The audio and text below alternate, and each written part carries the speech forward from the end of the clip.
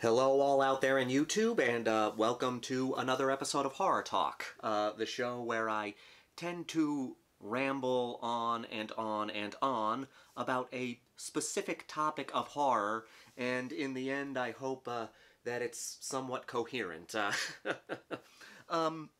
So, we're doing something a little different today. For those of you who are new to my channel, this is the show where I usually talk about a specific topic of horror. It's something where I don't really do a lot of research for it. It's a little more relaxed than my usual review show. I just kind of give my thoughts on a specific topic of horror. But we're doing something different today. As you can see by the title of this video, we're talking about the history of the rating system, the history of the film rating system. This is a topic I have been fascinated by for years. I've researched it here and there, and the history of the rating system is very interesting to me, and I think it'll be interesting to other people, because I've always been fascinated with the history of the rating system and how people have worked around it over the years. It's not a usual topic for a horror talk. I usually specifically talk about horror-related topics. But this one here, it's not really a horror-centric topic. It regards all films, specifically exploitation cinema and grindhouse cinema, which is something that is also a big fascination of mine. For those of you who are more interested in horror, I do hope you find this video interesting, because we're not going to really be talking about horror. I will be talking about certain horror movies in this video, and horror will pop up here and there, but I'm mostly going to be talking about, like I said, the history of the rating system. Horror will be sprinkled a little bit throughout this video. The reason I'm talking about this topic is because I didn't know. I wanted to do a horror talk, but I was torn between the idea of the history of the rating system and a horror talk about serial killer movies. So in my last video I asked what people wanted to see, and the history of the rating system won out. That does not mean I will not do a horror talk on serial killer movies. I will. That's just going to be saved for my next horror talk. As of right now, more people seemed to be interested in the history of the rating system, so I figured, why not talk about it, because I've wanted to do this for a while. And usually I don't take notes for horror talks, but in this case I did take notes because there is a lot of interesting information, and I want to make sure I'm as accurate with the information as possible that I am about to give. My knowledge of rating system history, I've researched it for a while now, and I've done my research here and there just because, like I said, I'm interested in the topic.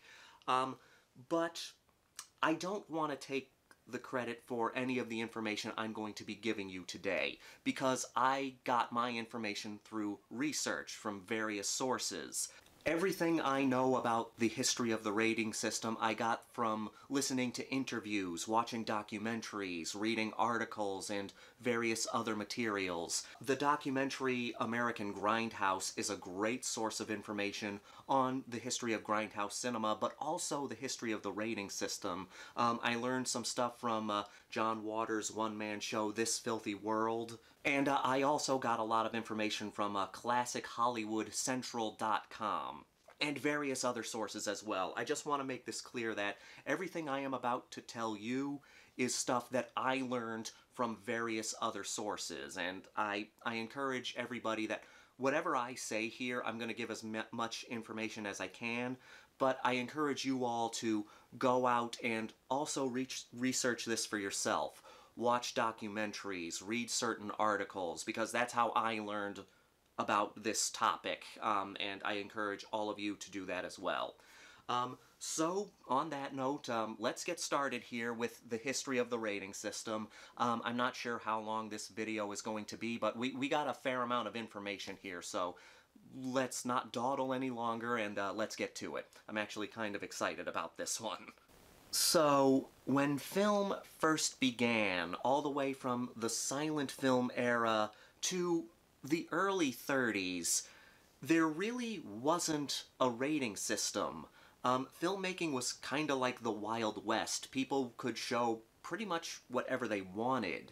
Um, the only reason there wasn't a ton of violence in older movies is because they didn't really have the technology to do it then.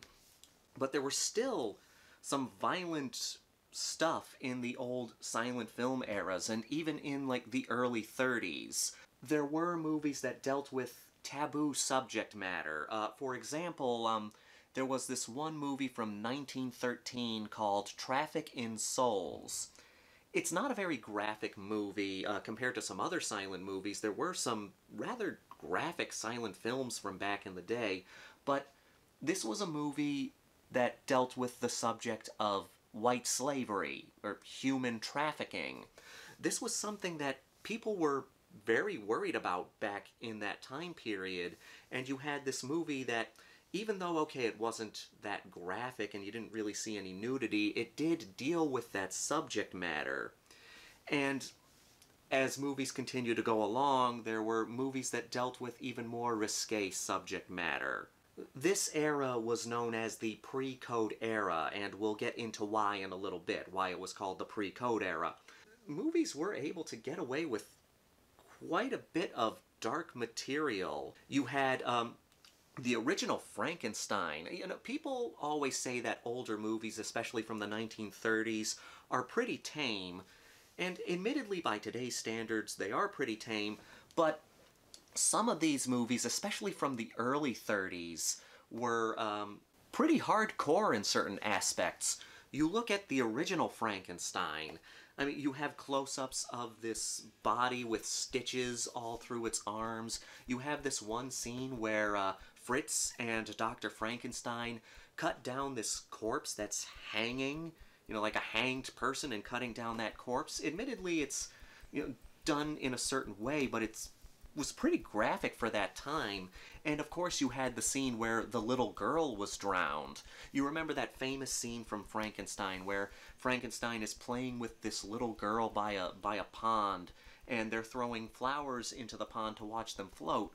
Frankenstein runs out of flowers, and because he doesn't understand the difference between human life and flowers, he picks up the girl and throws her in the water and drowns.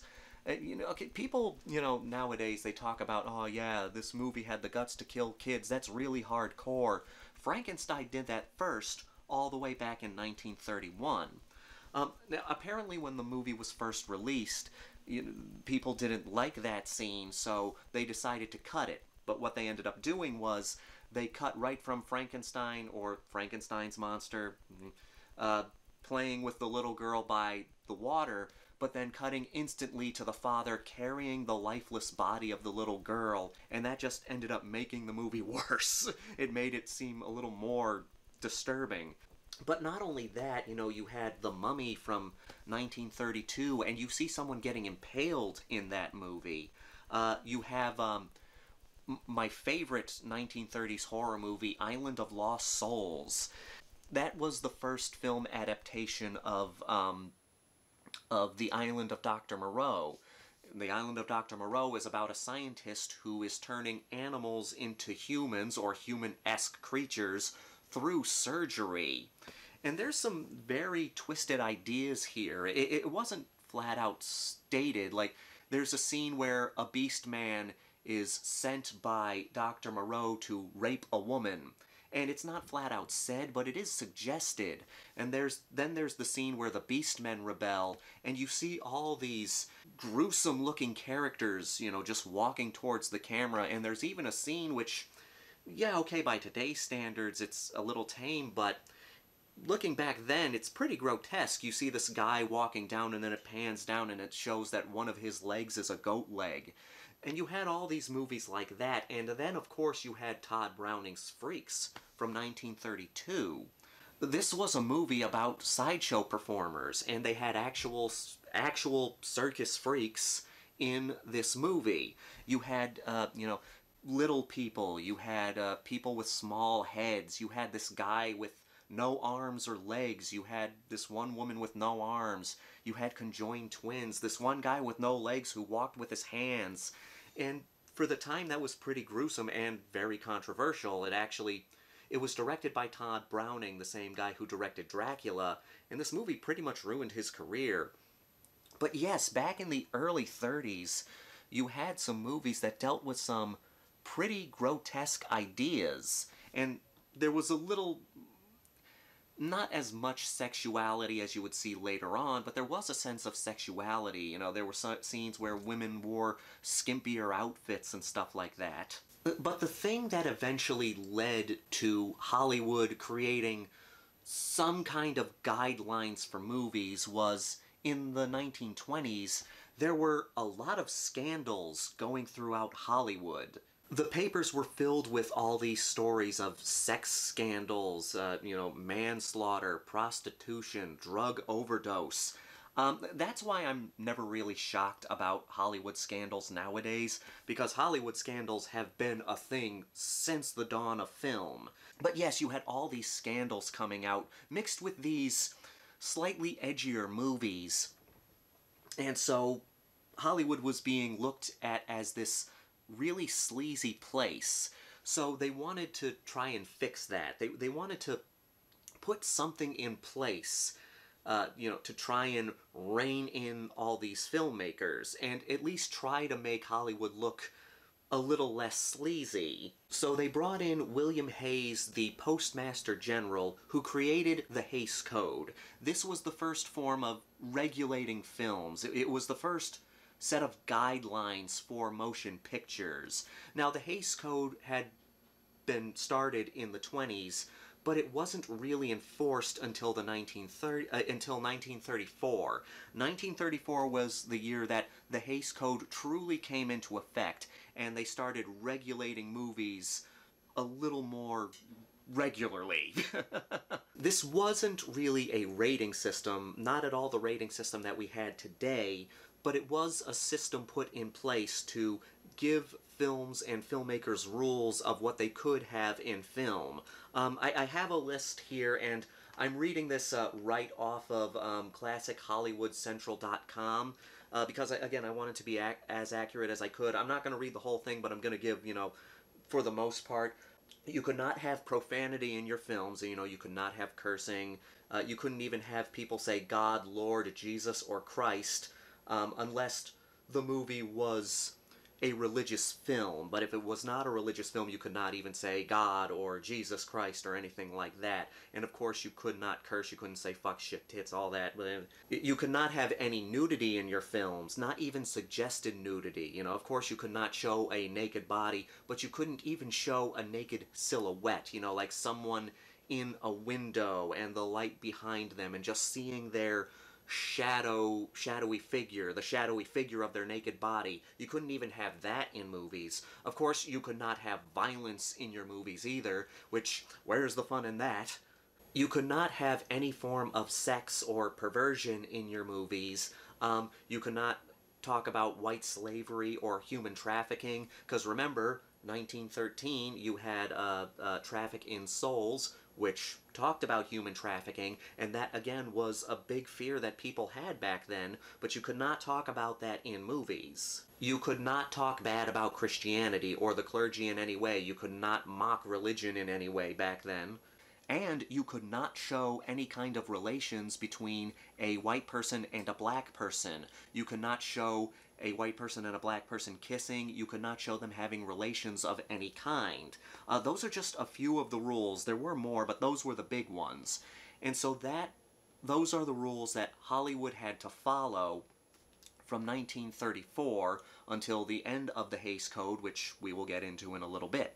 But the birth of the Hays Code was also the birth of exploitation cinema. Now, exploitation cinema had begun since the dawn of film. Ever since film started, you had people wanting to exploit violence or nudity or ideas or anything like that. But it was, reined in a little. But when the Hays Code came out, you had people that wanted to cash in on this thing that other movies weren't showing. Now, at the time, Hollywood studios had to follow these rules, and at the time, Hollywood studios owned all the movie theaters. They pretty much had the rights to all the movie theaters in the country, or at least most of the movie theaters in the country. So you had these movie theaters that were not able to show movies with all the stuff and like violence, sex, nudity, anything like that. So you had, this is what began underground filmmaking and really began independent cinema. One of the earliest examples of sort of an underground movie was Maniac. Not Maniac from 1980, one of my favorite horror movies. Maniac from 1934. This was, I believe it was produced by Dwayne Esper, and this, again, this was a movie from 1934, and it had nudity, it had violence in it, but he could not show these movies in regular movie theaters, and this was the case with many underground films at the time, or films that were made independent from Hollywood studios. You could not show these movies in movie theaters. You had to find another way to show these movies. Either you would find a theater that was independent from the Hollywood system, which was hard to come by, or you would just find a location to show these films. You know, you would like rent out a bingo hall, or, you know, some other function. You would build up a tent and show the movie there. You had to find a way to show these movies. And again, these directors were not part of the big Hollywood system, so they had to travel around with the movie. So you would go to one market and try to make some money in this town, then go to another town, try to make a little money there. You know, like rent out a VFW and show your movie there, and again, make a little money there. One of the things to understand around this time period, you know, 30s and 40s and stuff like that, there were, again, these underground movies coming out that had more sexual themes, had more violent themes, and they were coming out, but they weren't really allowed to be showed. You know, you would have people like kind of seeing these movies sort of in secret. There was advertising all over town about it, but people, you know, people would come to see these movies, come in droves, because again, these movies had things that the Hollywood movies did not have. If a person of authority went to this theater and found one of these underground movies being showed, the maker of the film, who was usually with the film, they would be arrested, the person running the venue would be arrested, and the audience would be arrested.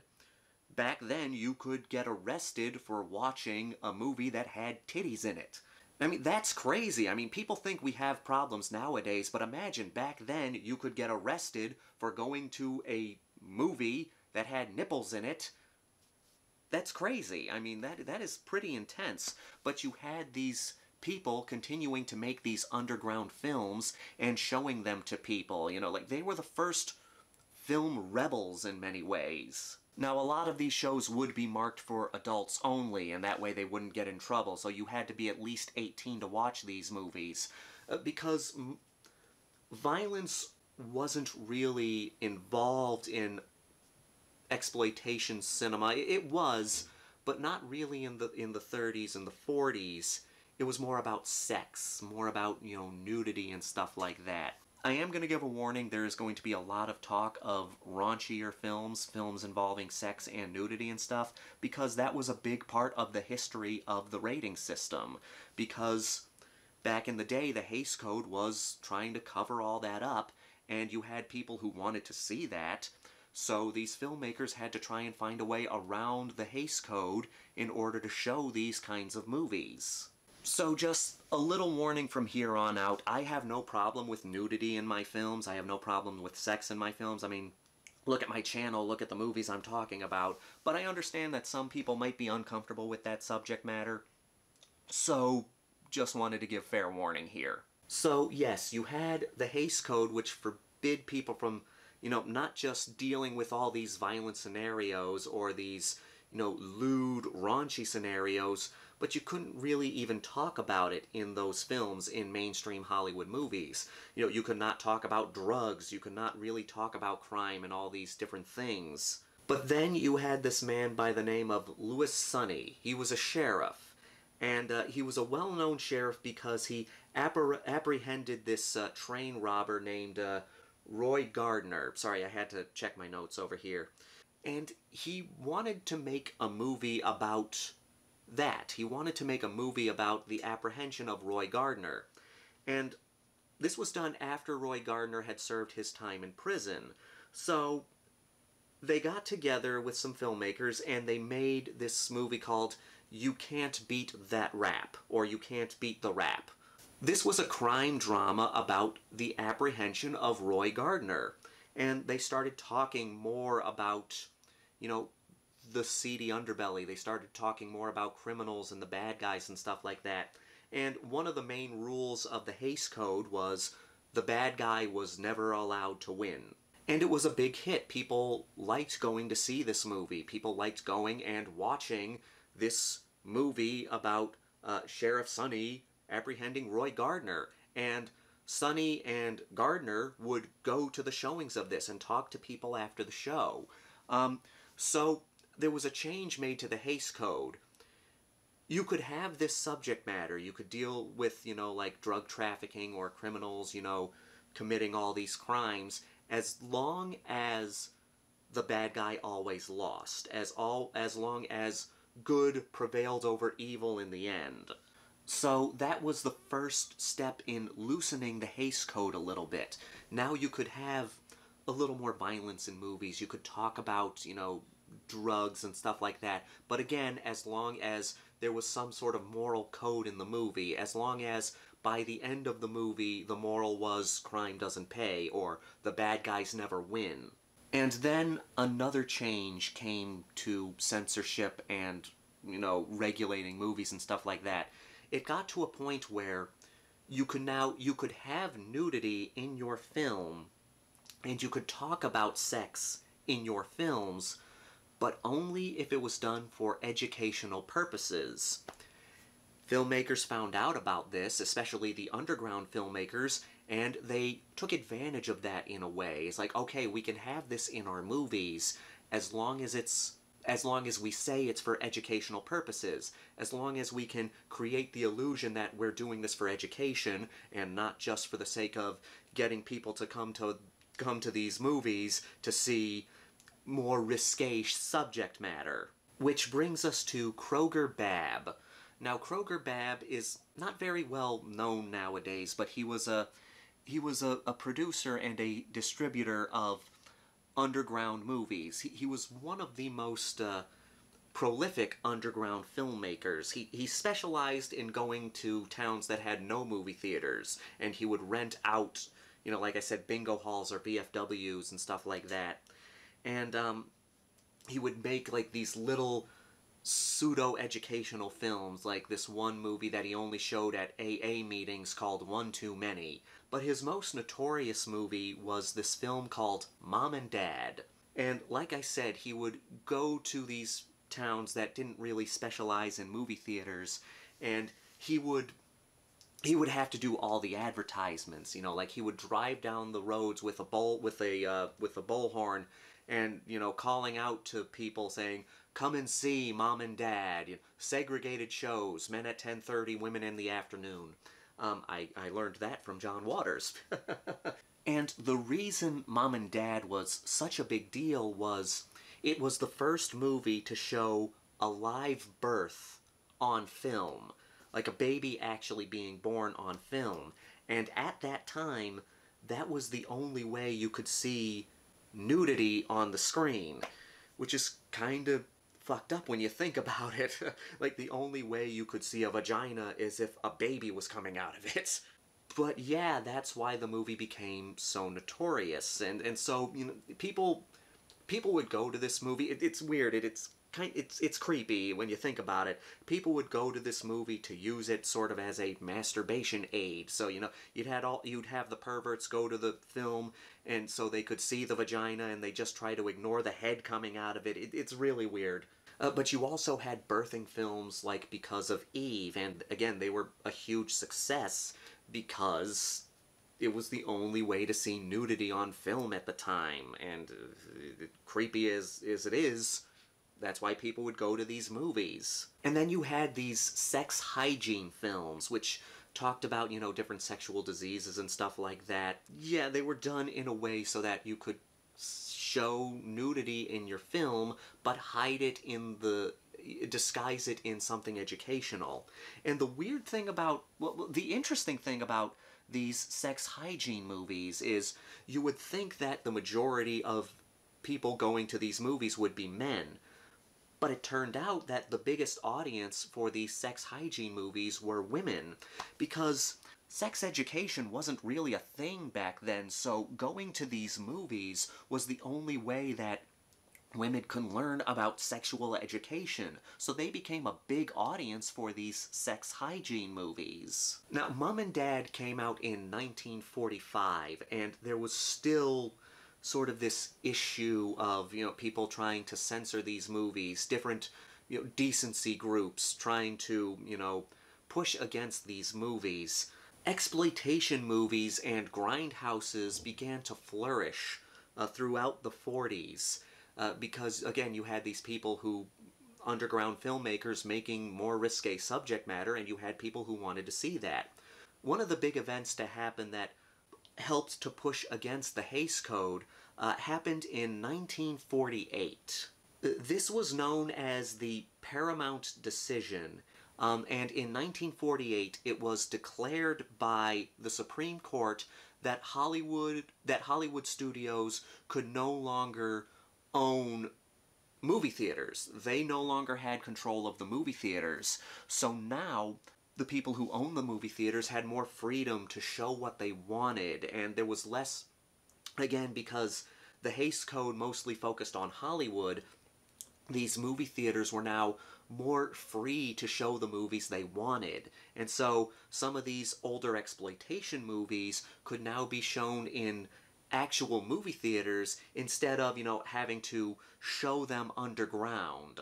And again, because now the Hollywood system doesn't own all these movie theaters, they can't regulate these movie theaters anymore, movies could now deal with more adult themes, and it started to become harder for the Hays Code to regulate movies.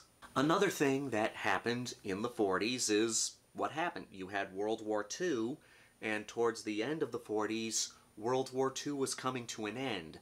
And at that time, people were becoming a little more open to sex and sexuality and nudity, because there was a lot of, you know, that used to comfort the troops. You know, the troops were overseas, and so they'd get some, you know, pin-up magazines and stuff like that used to comfort the troops that were fighting overseas. At the same time, back in America, burlesque shows and striptease shows were becoming more of a thing over here in America, and they were becoming more accepted. And again, that made it harder for the Hays Code to regulate movies. But these movies were still being targeted by groups that were fighting for public decency. And then we got into the 1950s, when the nudist camp movies became a thing.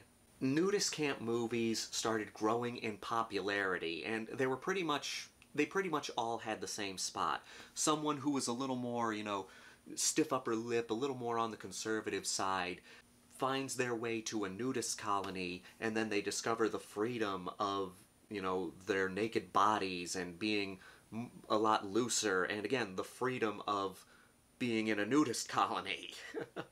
The very first nudist camp movie was this movie called Garden of Eden, directed by Max Nosek. Now, in this movie, you had people, you know, not wearing clothes, walking around completely nude. But again, because it had nudity and we still had the Hays Code in effect, it still had censorship issues, and you still had these groups fighting for public decency going after this movie. So the director went to the New York Court of Appeals, and he got them to back off. The New York Court of Appeals went in his favor, and he got all these people to back off, and that created another jump away from the Hays Code. It was now okay to have nudity in your film, as long as nobody was having sex. As long as they weren't having sexual intercourse, you could have nudity in your movie. So here you see the rules becoming a little more loose, and, you know, again, being harder to regulate movies. So you had all these movies coming out that dealt with nudity. You had, you know, these sexploitation films, the nudist camp movies, these pseudo-educational films that had nudity in it. And then, of course, to get around the no sex thing, you had the white coat movies. Because again, remember, you could have sex and nudity in your movie as long as it was for educational purposes. These movies usually they disguised porn as an educational film. Like, you would have this guy come up, you know, dressed in a lab coat and saying, "We're going to teach you what to do on your honeymoon," and then it would just show two people fucking. So you had all these films coming out, and again, they were given a little more freedom to show these kinds of things in their movies. And then in 1959, going into the 60s, this new genre came forth called the nudie cuties. This genre was essentially created by director Russ Myers. This was the guy who directed Faster Pussycat Kill Kill and Beyond the Valley of the Dolls. These were not nudie cutie movies, but they did have more risque subject matter, especially Beyond the Valley of the Dolls. There's a lot of sex in that one. But the nudie cutie movies, this was another major stepping stone for film, especially allowing for more risque subject matter in films, because Russ Meyer took the idea of these sexy, erotic, nudist movies and adding one thing that you would never think of: a plot. This was when the sexploitation genre really became a thing, because Russ Meyer would take this idea of these sexy movies and put a plot in these movies. Again, allowing for more freedom, getting a little further away from the Hays Code. But that wasn't the only thing that came into play when transitioning from the 50s to the 60s. Because what happened in 1960? We got Psycho. Now, we've been talking a lot about sex in this video because, again, sex was, and having more sexual freedom in movies was a huge part of the history of the rating system, and a huge part of movies trying to work around the Hays Code. But we have not talked about violence yet. The 60s really was the time when we started seeing more violence and more gore in movies. Admittedly, Psycho is not a very gory movie, but look what we had in that movie. This was the famous shower scene, which was one of the bloodiest things that people had seen at the time.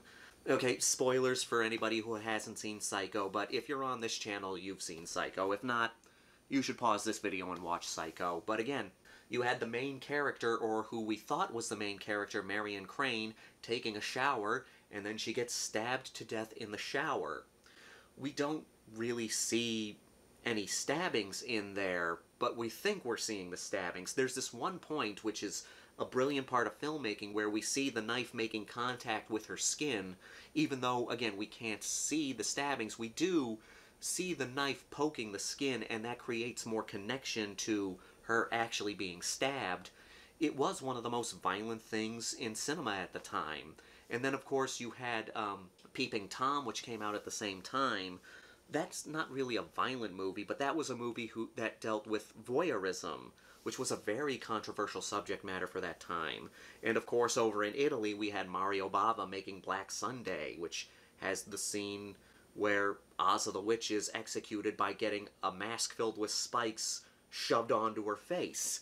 And not only was Psycho a major stepping stone for movies getting more violent, it was also the first movie to show a flushing toilet on screen. That's how big prudes America was back then. But Psycho wasn't the only step forward for modern horror. I did 3 reviews dedicated to him earlier on my channel, so but I do have to talk about him again, Herschel Gordon Lewis.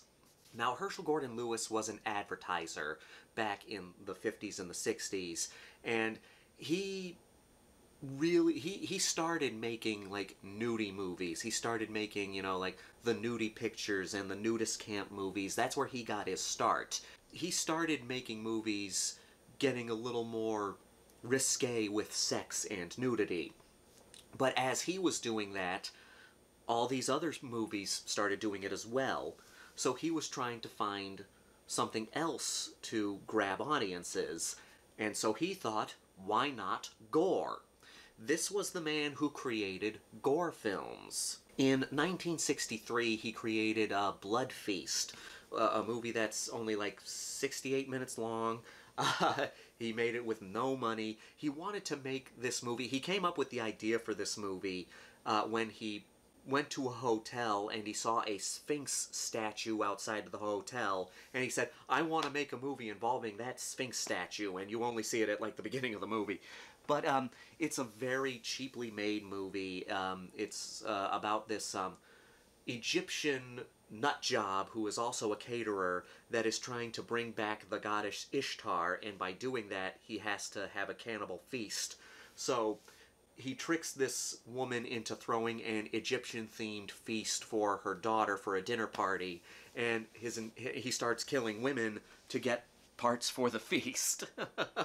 And it's a very cheaply made movie. It does definitely fit more into the so bad it's good category, but this was the movie where gore really became a thing. Herschel Gordon Lewis essentially invented gore effects when he made Blood Feast.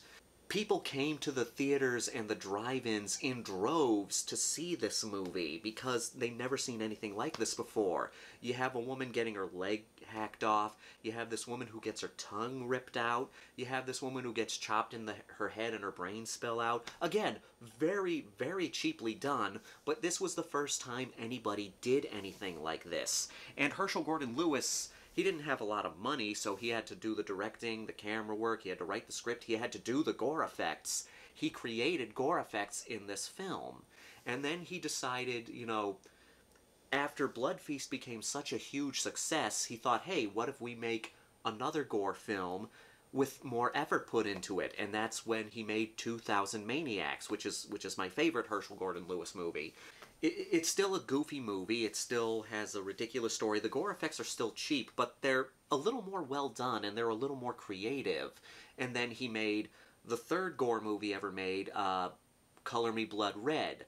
And so you have all these three movies known as his Blood Trilogy that started gore in movies. And then after these movies came out, you started seeing more gore in cinema. So Herschel Gordon Lewis was a major stepping stone for modern horror and for more blood and gore in movies. So I always say that Herschel Gordon Lewis is just as important as Alfred Hitchcock to modern horror. I know that's a ridiculous thing to say, but it's true. And then came the big moment in 1968. The Hays Code was thrown out, and the rating system that we know today was created. You know the rating system: rated G, rated PG, and rated R. There was no PG-13 for a while, and we'll get into that in a little bit. But yes, 1968 was when the rating system came into effect. And you look at that, the Hays Code was now gone, and now instead you had the rating system, which gave filmmakers more freedom to show what they wanted in films. And what movie came out in 1968? George Romero's Night of the Living Dead, which was another step forward for gore in cinema. It created the zombie genre.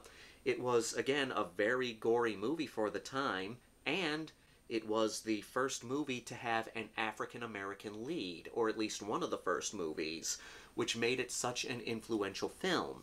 And what else happened in 1968? Again, the Hays Code was thrown out, and in 1968, this was the first time ever where someone saw a white man and a black woman kiss on screen. In the original Star Trek series, Captain Kirk kissed Uhura. So, boom.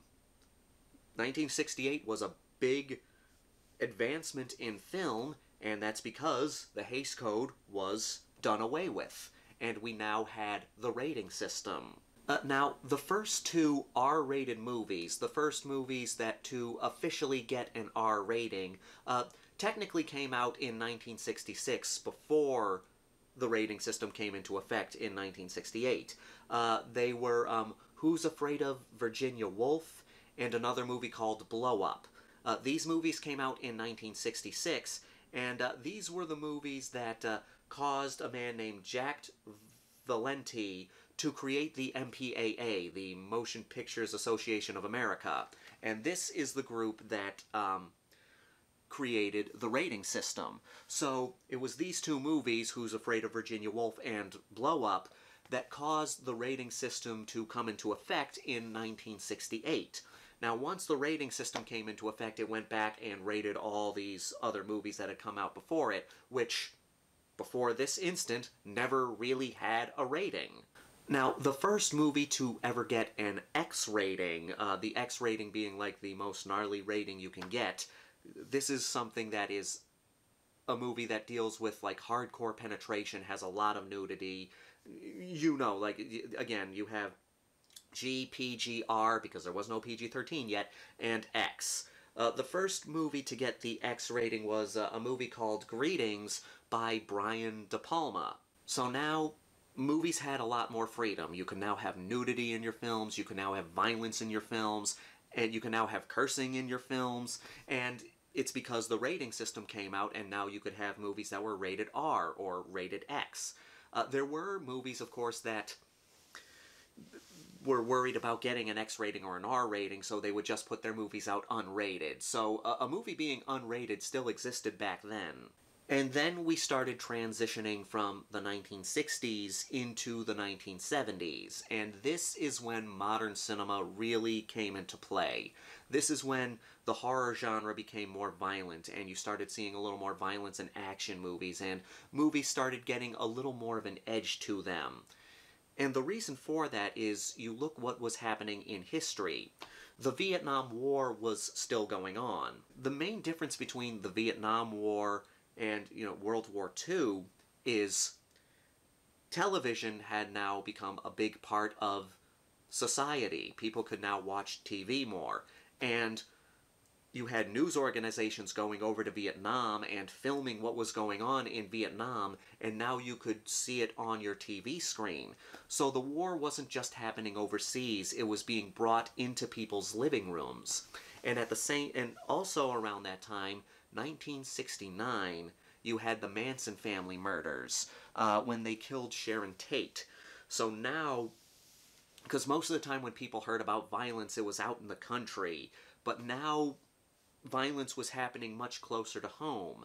Vietnam War was being brought into people's living rooms, and crazy cults and killers were killing people in the city. So now it was more in your face.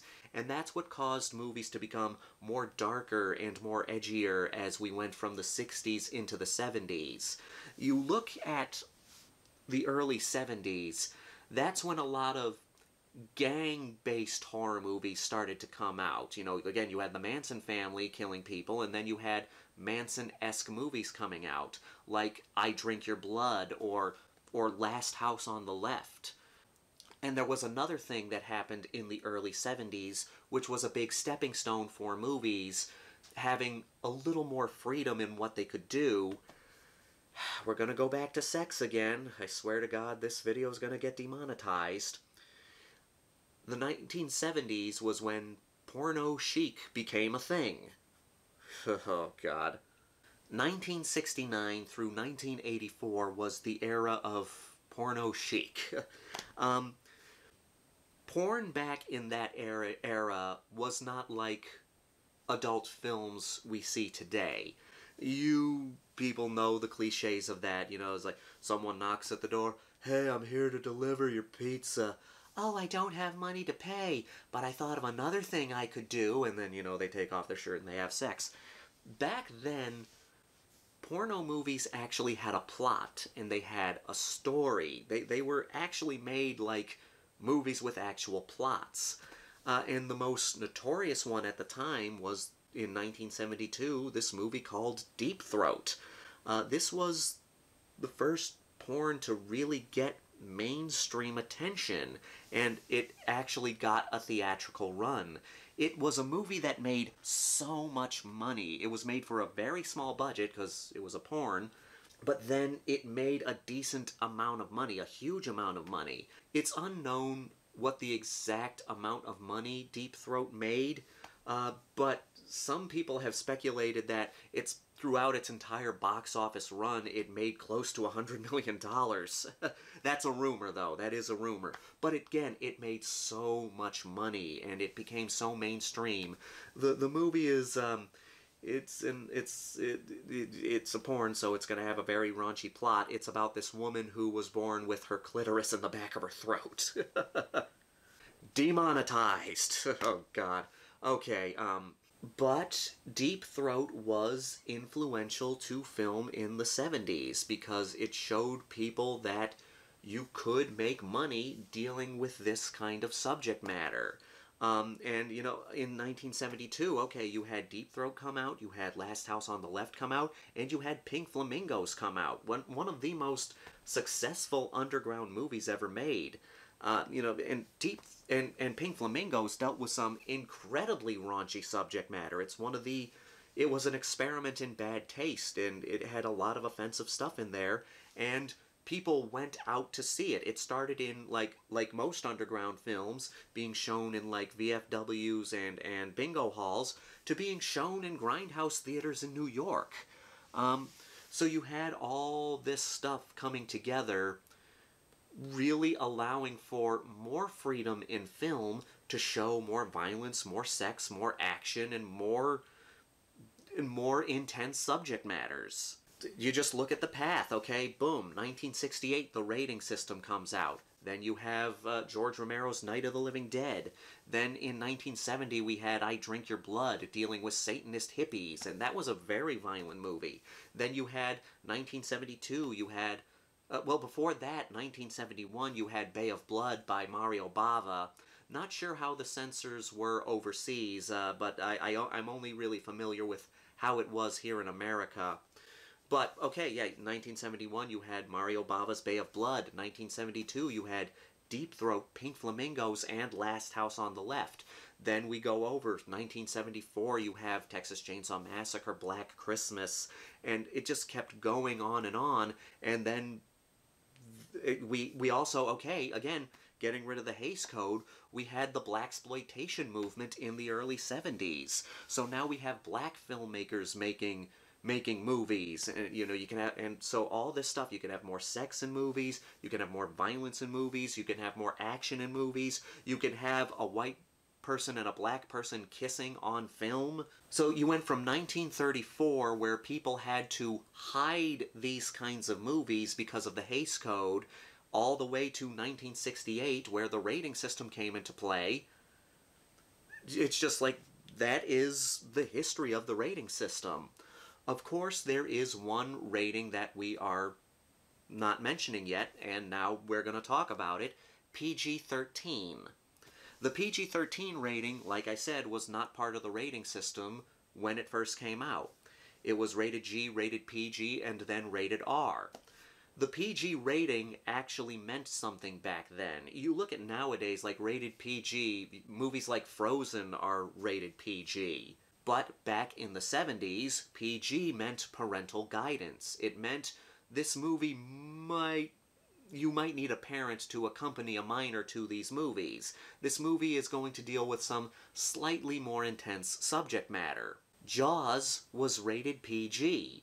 You had this movie that came out in 1974 called Madhouse, which was rated PG, and that was an early slasher movie. When Tobe Hooper made Texas Chainsaw Massacre, he was going for a PG rating. He didn't get it, but he was going for a PG rating, and Texas Chainsaw Massacre barely shows any on-screen violence.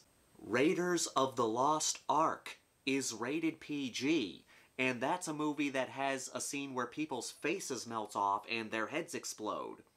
But then, speaking of the Indiana Jones series, we get to 1984, and we have Indiana Jones and the Temple of Doom.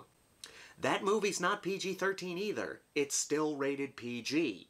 A movie where you see someone's heart getting ripped out was rated PG. So there is a misconception that Temple of Doom was the first rated PG-13 movie. It was not. But it was the movie that led to the invention of the PG-13 rating. Temple of Doom came out May 23rd of 1984. The first movie to get the official PG-13 rating, which came out August 8th, 1984, was Red Dawn. You can see it back here. That's why I had it back there. This movie here was the first movie to ever get the PG-13 rating. And that's pretty much all we got here. That is the history of the rating system. I don't really see a need to go beyond that because the rating system has pretty much stayed in effect to this day. Admittedly, things have kind of changed. The PG rating has become a lot more tame nowadays, but other than that, yeah, that's pretty much the whole history of the rating system. I hope you all found this video interesting. I hope you found it slightly educational. I hope it made some sense. I hope I didn't ramble too much. But yeah, this was a subject that I've always been very interested in, and I've wanted to talk about it for a while on my channel, and I'm glad I could finally share it with all of you. So, that's about it. I hope you all enjoyed this little journey through the history of the rating system and learning what movies had to do to work around certain rules that were put in place before the rating system was put in. Because I talked about some rather risque subject matter in this video, I hope YouTube does not flag it. But just to be on the safe side, I don't usually ask this, but for this video, since there was a lot of research put into this, if you could spread this video around, I would greatly appreciate it, but you don't have to, but if you could, I would greatly appreciate it, because I'm actually very proud of what we were able to talk about in this video. But on that note, thank you all so much for watching this video. I know it's different from my usual content. Thank you all so much for the continued support. Thank you all for continuing to, enjoy my videos. I will continue doing that for all of you because your support is the reason why I keep doing this. If you want to leave a comment down below, by all means do. I don't really know a question. Let me know if you found this video informative, and if there's anything else you'd like to talk about, leave it in the comments down below. But until then, again, thank you all so much for watching, and until next time, this is the Maniac here to remind you that the Grindhouse will never die.